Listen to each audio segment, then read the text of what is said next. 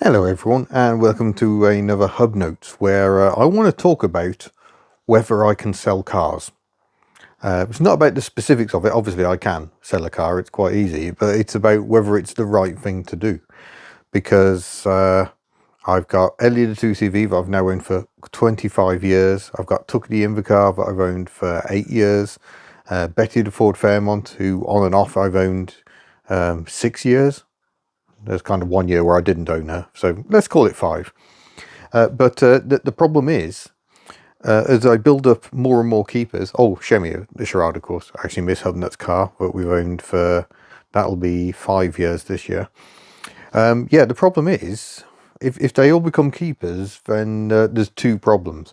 One, I simply start running out of space because anything that's a flipper has to come on top of those basic ones.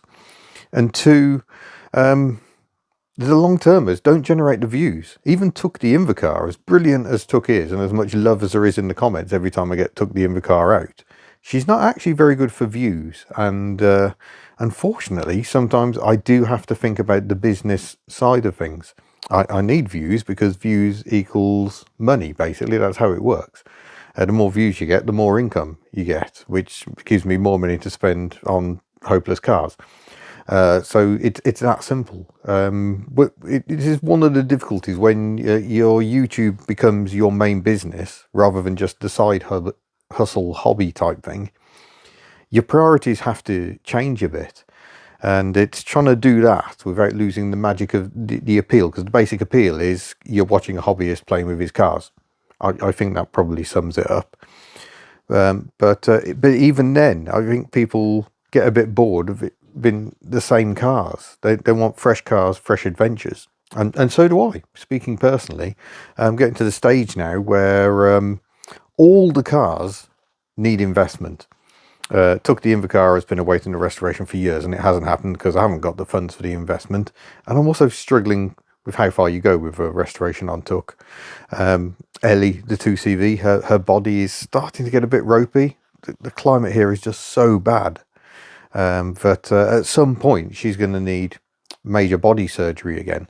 And there's a bit of me thinking, have I actually got the appetite for that? You know how many miles I'm averaging a year in Ellie, the 2CV at the moment? 2,000. She's averaging 2,000 miles between MOTs. I'm not using Ellie like I used to. She used to be my default daily. I mean, she's today actually. She's just sat just outside the house at the moment in the rain, which is why I'm recording this. So I can't go up the unit. It's peeing down with rain, and we've got a storm warning. I'm hoping it's going to be a bit brighter this afternoon. I've got to get a video done on the Velsatis. Yeah, it just leaves me pondering a bit that I need more of a clear out, because as fine as it is to have the long termers, they all need work doing, so they're all eating up time and money, and they are delivering satisfaction. You know, don't get me wrong, bombing around the Welsh Hills in Ellie is one of my favourite things to do. Took to a certain degree, although having taken her 30 miles the other day, 60-mile round trip, I had had enough. By the end of that, I was actually quite glad to get out. She's fun for a quick blat around the hills, but not much else. And took, in the space of a year, from 24 to 25, did 100 miles. She actually did 100 miles last week as well. But again, what's the point in having a car sitting around doing so little? It's not very good for cars to sit around and do no miles. So yeah, I'm very much thinking, what do I do? But Bella is a difficulty in herself. You may have noticed there is pressure to keep Bella, and she's now just sat there because I can't afford to insure and keep her on the road. But part of the problem there is that she's part of a growing fleet of keepers, and I don't think we can really do keepers anymore. So I'm going to be making some very hard decisions about what stays, what goes. And I've said this before already, but I can see people in the comments going, oh, you can never get rid of this car. You can never get rid of this car. And I'm afraid that simply isn't the case. Even Ellie the 2CV, after a quarter of a century of ownership, I can't 100% say I will never sell that car, because it may be better. Sorry, I've got lots of noise going on outside. It may be better for her to go to someone else who can lavish the care and attention on her that she actually needs. And it could be the same with Betty as well. And I'm going to pause for a minute, all this noise. there we are. Things have settled down again. But yeah, I can't rule out selling anything. What really gets exposure on the channel, what really drives the clicks up, road tests are one of them. So, you know, I could always say, well, the road tests are bringing in the views, so I don't have to worry about the tinkering side of things so much. Or the collection capers. People love collection capers. I love collection capers. In the early days of the channel, I would be buying a new car every few weeks, pretty much. At least that's what it felt like. And I think those days need to happen again. You know, you just can't keep everything. I mean, in an ideal world, I would have kept the mighty Dacia, which is still with Rich. I haven't spoken to Rich for a fair old while, but I assume he still has the Dacia. It was playing up quite a lot last time I saw him, various ignition woes. But yeah, I would have loved to have kept that car. But when you don't have endless amounts of space and budget, it's just not an option. And YouTubers aren't somehow immune to the realities of daily life for anyone. We all suffer from the limitations of available funds and available space. So some of us are very restricted. You know, I've been there. I've had tiny amounts of parking. I know what it's like, the pressures, and you want to buy a vehicle, but you can't because that one's got to go first. And yeah, it's hard times. But I don't regret selling cars I've sold, and sometimes it doesn't always go to plan, and it can be stressful and upsetting. But in the vast majority of cases, it's just the right thing to do. I can't keep these cars forever. I mean, ultimately, I can't keep them forever because at some point in time, I will no longer be here.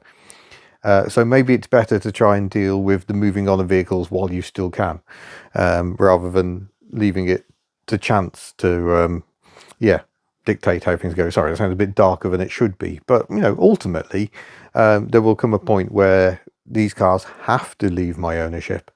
And maybe it's better to get rid while you feel like there's still an element of choice. And yeah, not to put too fine a point, you just can't keep them forever. So I'm having some hard decisions. I mean, the difficulty with the Invacar is, how do I sell the Invacar? Because there is collector interest around them that was not there when I bought Took. When I dragged her out of that field in Sussex, there was very little interest. I think there were 3 buyers in total. There was like 14 Invacars.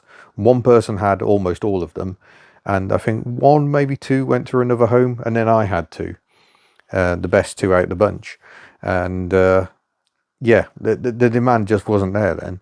There is demand now, partly through Took been buzzing about and making videos and stuff, and what the others have been up to.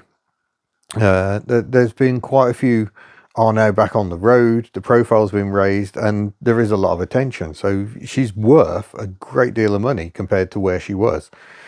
But yeah, it's difficult. Do you just want it to go to the highest bidder? Do you want to try and vet owners? I think vetting owners can quite often go wrong and be a bit of a pain to do. Yeah, I don't know what to do there. But I do feel that actually Took has served her time on the fleet. It'll be 8 years in November. And yeah, I think she deserves someone who's going to take it to the next level, because I don't think that's ever going to be me. In all honesty, looking at progress so far, there hasn't been any. I basically got back on the road and I've been driving her ever since. That's kind of my level.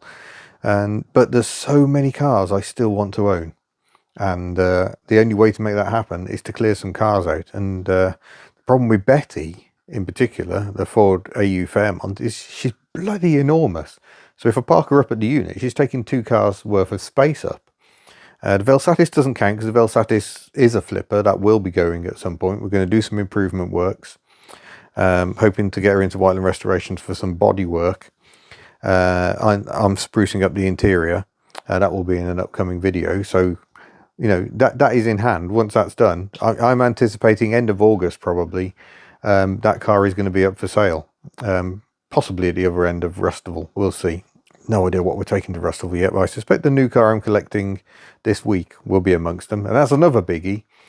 And technically, I don't actually have anywhere to park that. So that's going to be interesting. It might find itself dumped randomly on a street somewhere. But yeah, that's the position we're in at the moment. We've just got way too many cars, and something has to give. And I know everyone says what cars should go, but you have to have some emotional attachment. But similarly, you can't keep a car forever. Always, you can be a custodian for a bit, try and guide its future, and then it's gone. And this is what happens every day of the week. You know, classic car auctions, the dealers are full of cars where someone's gone, yeah, I've done enough time on that one and moved it on. So that's what we do. And we hope the cars will outlive us and go on for many, many years. Oh, God, it's sounding grim again, isn't it? Is it because I'm old? Is it because I'm grey haired?